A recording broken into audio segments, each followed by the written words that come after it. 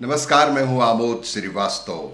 Amazing thought, amazing message, amazing विचारों की दिशा में एक और कदम।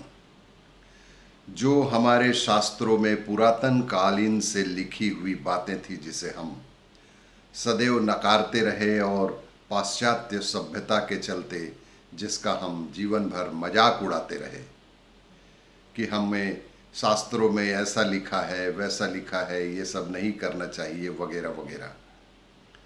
लेकिन आज इस कोविड-19 वायरस के कारण जो भी साइंटिफिक रूप से हमें निर्देश दिए जा रहे हैं, वो निर्देश चिरातन काल से हमारे धर्म शास्त्रों में किसी न किसी रूप में दिया गया है।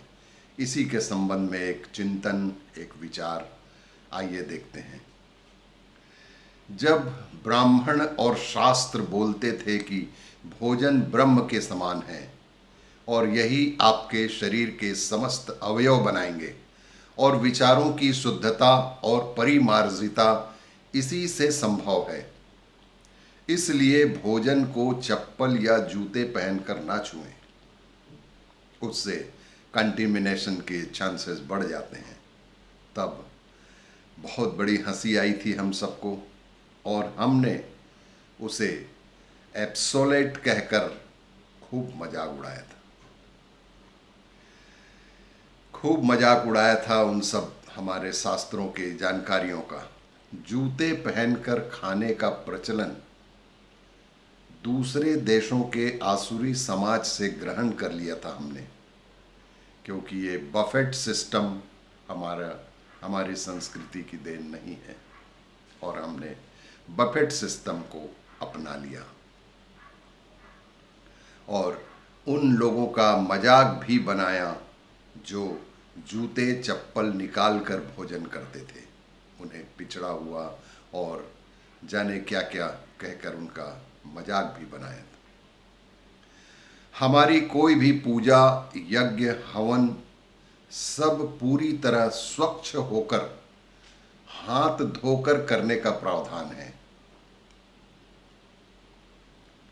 इसीलिए पंडित जी आपको हाथ में जल देकर हस्त प्रक्षालन के लिए बोलते हैं और आपके ऊपर थोड़ा सा जल छिड़क कर मंत्र का भी उच्चारण करते हैं। ईश्वर को हाजिर नाजिर करके ये मंत्र का उच्चारण किया जाता है।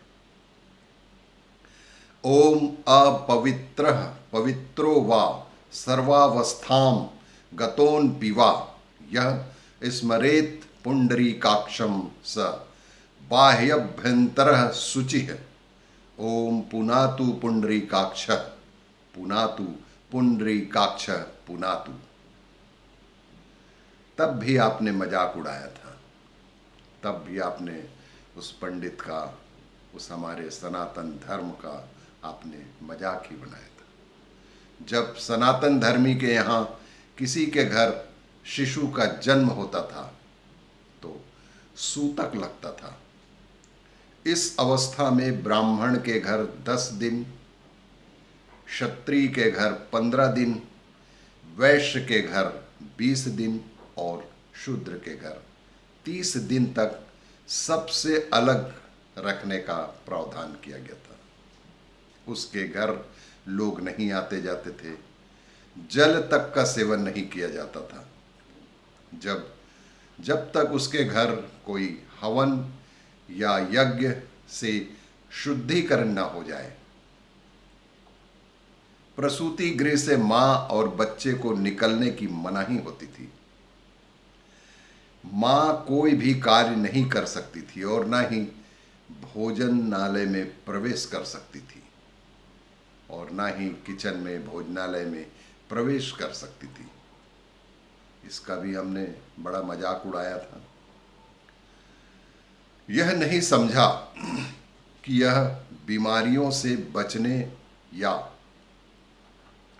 संक्रमण से बचाव के लिए एक प्रकार का क्वारंटीन ही था।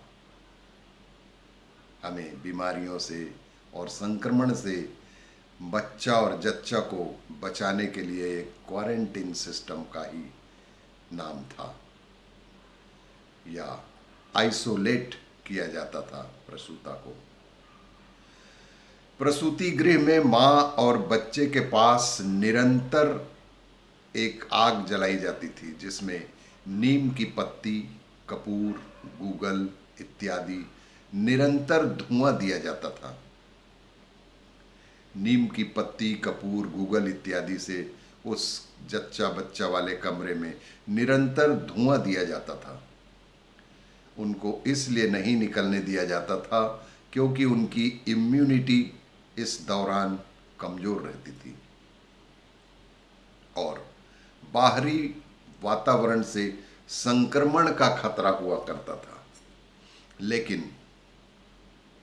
लेकिन आपने फिर पुरानी चीजें कहकर इसका मजाक उड़ाया और आज देखिए पूरे देश में कम से कम 80% महिलाएं एक प्रसव, एक डिलीवरी के बाद रोगों का भंडार बन जाती हैं।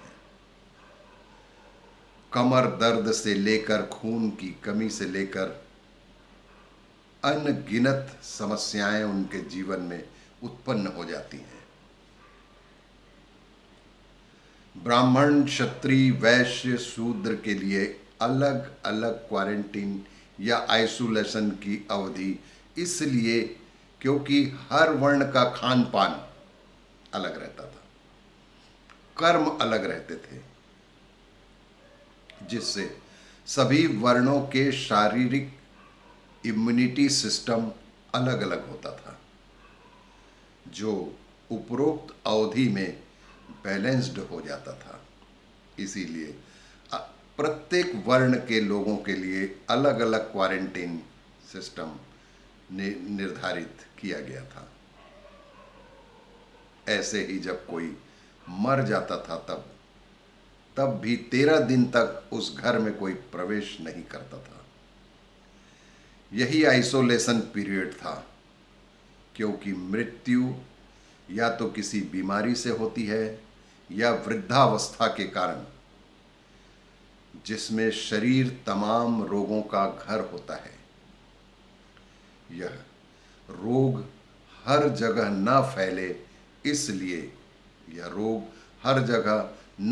इसलिए 14 दिन का क्वारंटीन पीरियड बनाया गया था, ताकि आपके घर से जो भी किसी प्रकार की बीमारी की जो कीटाणु है वो किसी दूसरे के घर ना चला जाए। जो शव को अग्नि देता था उसको घर वाले तक नहीं छू सकते थे, कम से कम 13 दिन तक।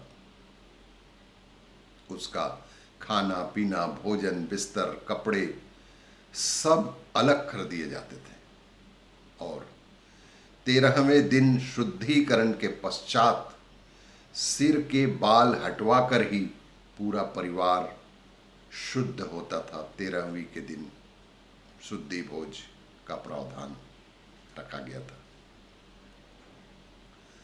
तब भी हम और आप बहुत हंसे थे और भारतीय संस्कृति, भारतीय परंपरा का